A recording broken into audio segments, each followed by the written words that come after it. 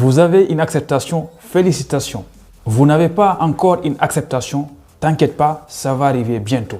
Dans cette vidéo-là, on va voir 10 choses à connaître sur le garant, la prise en charge. Et d'ici la fin de la vidéo, il y aura 5 bonus essentiels. Donc restez bien jusqu'à la fin de la vidéo. Let's go! Le garant, c'est une personne qui s'engage à prendre en charge vos dépenses une fois arrivé en France. Évidemment, si vous n'êtes pas en mesure de le faire, si vous pensez que vous avez les moyens de le faire vous-même, foncez, c'est possible. Évidemment, pour vos vacances, inviter des filles au resto, tout ça, c'est vous qui gérez. Votre garant n'a rien à voir avec tout ça là. Le garant doit avoir un revenu stable et suffisant pour couvrir toutes les dépenses de l'étudiant. Donc, vos garants, entrepreneurs là, businessmen là, qui gagnent un mois 100 €, l'autre mois 1500 €, un autre mois 1500 francs CFA, tout ça, méfiez-vous. Il faut que ça soit stable et suffisant. Ce qui est conseillé, c'est que votre garant ait un CDI, contrat à durée indéterminée. Évidemment, quelqu'un qui doit vous virer de l'argent par mois, il ne peut pas avoir un contrat de 2 mois ou de 3 mois. Donc le 3e mois, lui-même, il n'a pas de boulot. Il va vous envoyer quoi? Si ton plan, c'était d'emprunter de l'argent, 5 millions, juste pour déposer ton visa, une fois arrivé en France, même pas une semaine, tu vas prendre l'argent, le virer à la personne qui te l'avait prêté. Non. Si c'est ça ton plan, oublie ça, tu peux mettre ça à la poubelle parce que ça ne marche pas comme ça.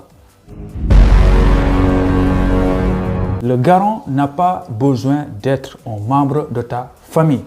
Donc, disons au Sénégal et dans beaucoup d'autres pays, c'est comme ça. Je sais très bien que dans beaucoup de pays comme le Maroc ou bien l'Algérie, le lien de parenté est une chose très importante. Dans tous les cas, c'est à vous de vous renseigner dans votre pays comment ça fonctionne.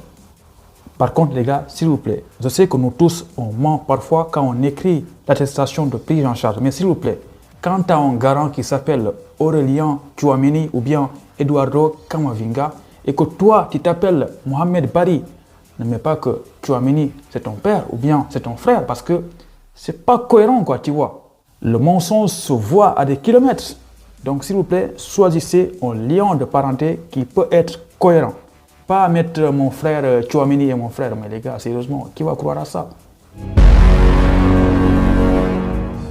Votre garant s'engage à vous verser 615 € par mois. Et quand toi-même tu fais 615 fois 12, ça fait environ 7380 €. Ce qui fait en francs CFA 5 millions à peu près. Tu dois calculer, tu le sauras.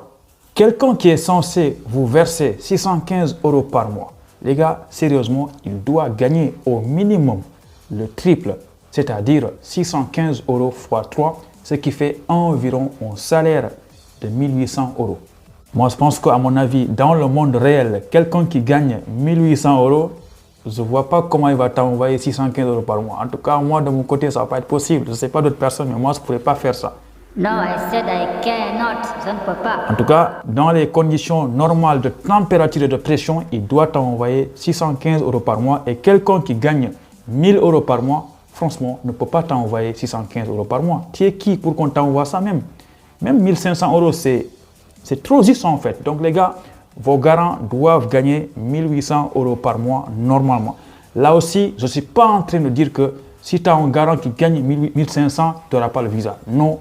Moi, je ne donne pas le visa. Dans tous les cas, vous déposez avec les documents que vous avez. Tout est possible avec le visa. Quand vous cherchez un garant, il ne faut surtout pas oublier de lui dire que les 615 € par mois, il n'est pas obligé de vous envoyer ça. Parce qu'il y a beaucoup de garants, quand il ne dit pas ça, ils vont penser qu'ils vont te virer les 615 et ils vont dire quoi? Je ne pourrais pas être ton garant. Donc, il faut le préciser. Comme ça, les choses deviennent simples dans vos recherches.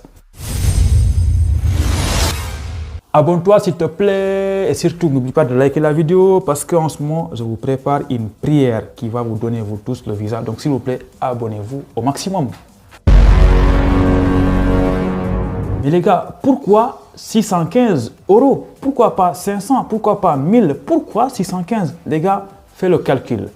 Compte loyer environ 150 à 300 nourriture, environ 150 à 300, Internet, Bouygues Télécom, Free, tout ce que tu veux. Transport, les gars, fais le calcul. Inscription dans ton université, CEVEC. Je t'assure que si tu fais bien le calcul, tu vas tomber aux alentours de 615 € par mois. Et ça encore, ça va. C'est le minimum. Mais tu verras, quand tu vas beaucoup dépenser, le montant va dépasser 615 € par mois. Donc les gars, c'est une somme qui est raisonnable. C'est important, c'est essentiel. C'est comme ça. C'est pas moi qui le dis, c'est comme ça. Et les gars, sérieusement, c'est vrai que votre objectif, c'est la France. Mais les gars, votre garant peut être n'importe où dans le monde. Même à Pékin, à Guédiawaye, ce n'est pas un problème. Donc s'il vous plaît, vos garants, cherchez-les partout. Même Canada, États-Unis, Espagne, Italie, Bénin, tout ce que vous voulez. Mais votre garant, il est libre d'être là où il veut être. Et encore une fois, ça n'a rien à voir avec le logement parce qu'il y a des personnes qui pensent que je suis accepté à Amiens, donc mon garant, est-ce qu'il doit être à Amiens? Ton garant n'est pas obligé d'être dans la ville où tu es accepté. Point barre. Je me casse, moi. Si ton garant est en Europe, réside en France précisément, tu auras tout simplement besoin des 3 derniers bulletins de salaire et surtout l'avis d'imposition et sa pièce d'identité qui est en cours de validité. Et ça, c'est la même chose quand ton garant est dans un autre pays en Europe. Italie, Espagne, tout ce que tu veux.